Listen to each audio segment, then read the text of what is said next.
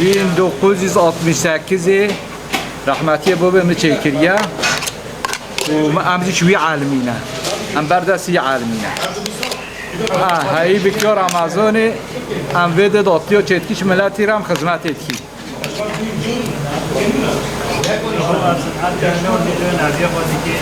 nabiye mevca ben nabiye mevca alimine ev cizonu çekir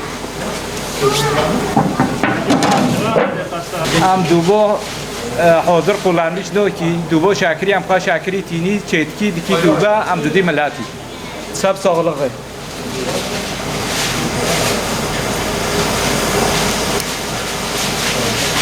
Amcamın dedesinden aldığım mesleği ben amcamdan ustalık olarak alıyorum. Bu ustalığı devam ettirmeye çalışıyorum.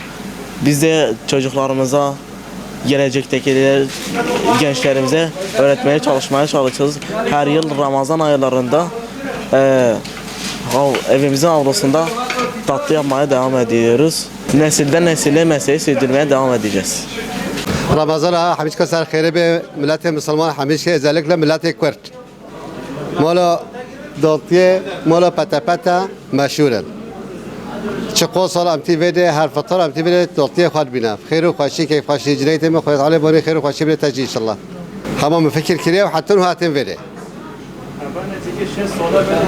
امتا مفکر کریه و حتی هو استن ویده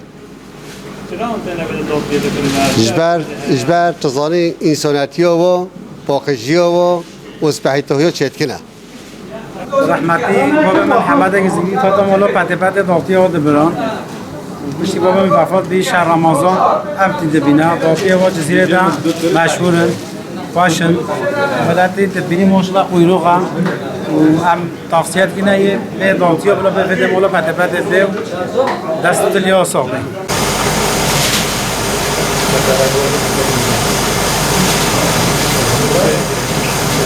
Thank you.